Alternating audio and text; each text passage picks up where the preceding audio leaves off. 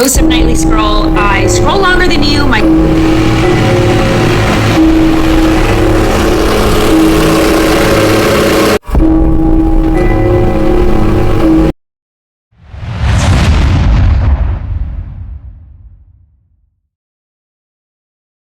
They're polished, poised, and unapologetically traditional.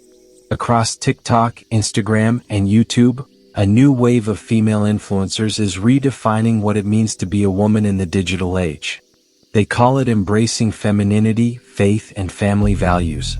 Critics call it regressive and dangerous. But there's no denying one thing: the Womanosphere is reshaping the internet and the way millions view womanhood. In this deep dive, we'll explore the origins, ideologies, and controversies behind America's fastest-growing digital sisterhood. From the soft visuals to the sharp ideologies, we'll uncover how this movement became a cultural battleground for a generation searching for identity and purpose. The term Womanosphere first appeared in media discourse in 2023, gaining traction through TikTok in 2024. It describes a growing online space dominated by female influencers who promote conservative values, traditional gender roles, and Christian ideology. These creators position themselves as a counterweight to modern feminism, offering an alternative vision of femininity that emphasizes homemaking, motherhood, and submission to husbands. What sets the Womanosphere apart is its tone and presentation. The messaging is calm, refined, and often paired with beautiful visuals. Women baking bread in sundresses, braiding hair by candlelight, or reading scripture in serene, pastel-toned rooms.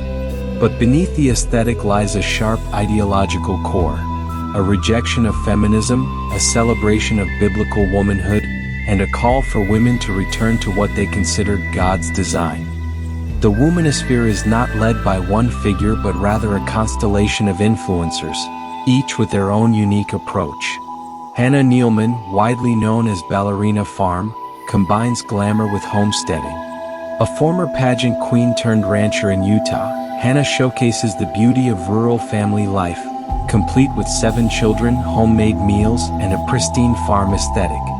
Allie Beth Stuckey, a Christian commentator and podcast host, is known for her intellectual defense of biblical womanhood. She speaks directly to women seeking a deeper connection to faith and family. Classically, Abby, the sister of conservative commentator Ben Shapiro, advocates for conservative elegance. Her content revolves around modest fashion, etiquette, and traditional values. Pearl Davis, who runs the channel JustPearlyThings, takes a more controversial stance, often collaborating with figures in the manosphere to critique feminism and modern dating culture. Their platforms are diverse: TikTok for viral short-form content, YouTube for in-depth discussions, and Instagram for curated lifestyle branding. Collectively, these women reach millions of followers, many of whom are in their teens and early 20s. At the heart of the Womanosphere is a clear and consistent message: modern feminism has failed women. These influencers argue that feminism has left women overworked, undervalued, and unfulfilled.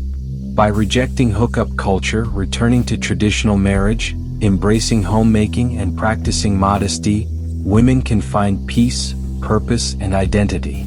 Central themes include the sanctity of marriage as a lifelong partnership, the rejection of casual dating and hookup culture, the role of women as nurturers, caregivers, and homemakers, biblical interpretations of submission to husbands as a pathway to harmony, modesty as a form of empowerment and self-respect. This message resonates deeply with young women who feel disillusioned by modern dating norms, career pressures, and the chaotic pace of contemporary life. It offers a countercultural vision of womanhood, one rooted in faith, stability, and tradition. The Womanosphere isn't just about ideas, it's about aesthetics. Every post, reel, and video is carefully curated to create a sense of beauty, calm, and order. We're talking spotless kitchens, vintage-style dresses, braided hair, and glowing natural light. The visuals are straight out of a magazine, making traditional values look aspirational and attainable. This aesthetic strategy is a powerful form of soft power. It doesn't rely on debate or confrontation. Instead, it whispers, "This could be your life. Isn't it beautiful?"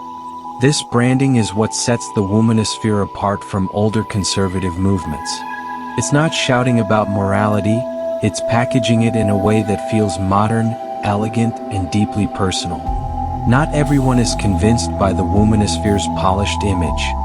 Feminist writers and progressive thinkers have raised serious concerns, arguing that the movement glamorizes submission.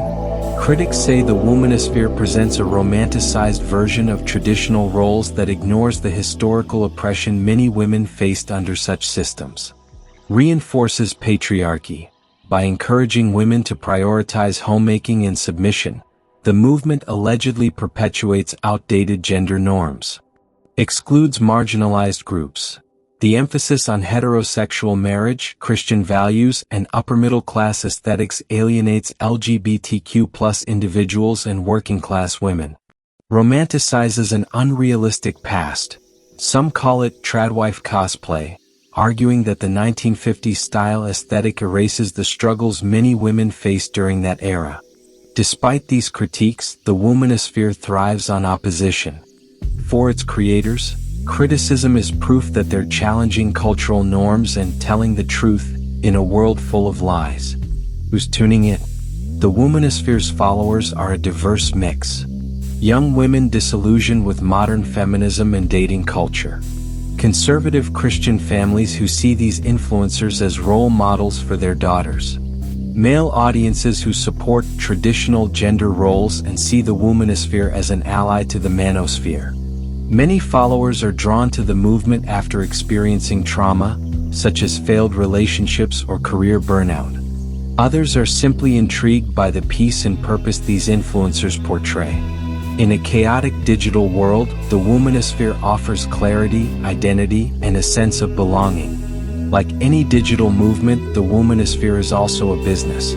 Influencers monetize their platforms through affiliate links to homemaking tools, modest clothing, and vintage decor.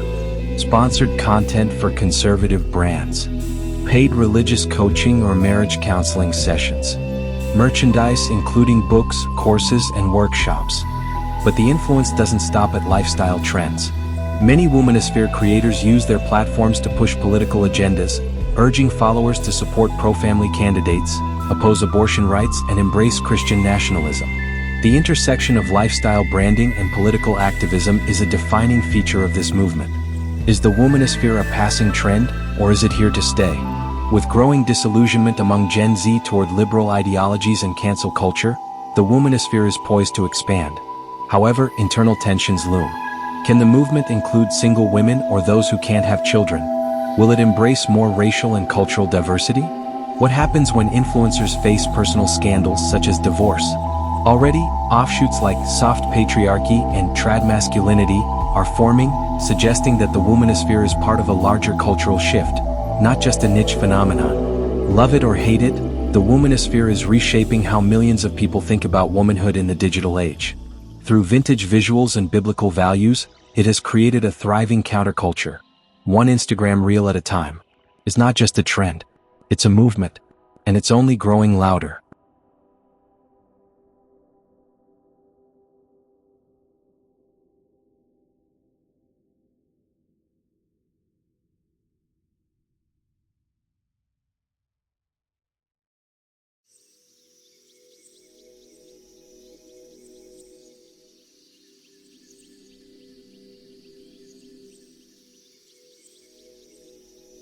The womanosphere is a growing online movement where female influencers promote traditional gender roles, conservative values, and Christian ideology.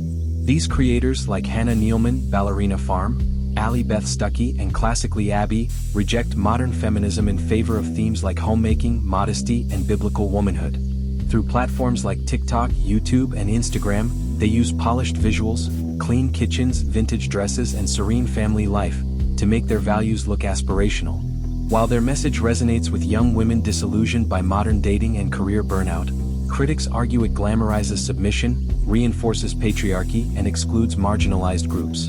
The womanosphere is not just a lifestyle trend, It's a political and cultural movement shaping conversations about femininity, family, and faith in America.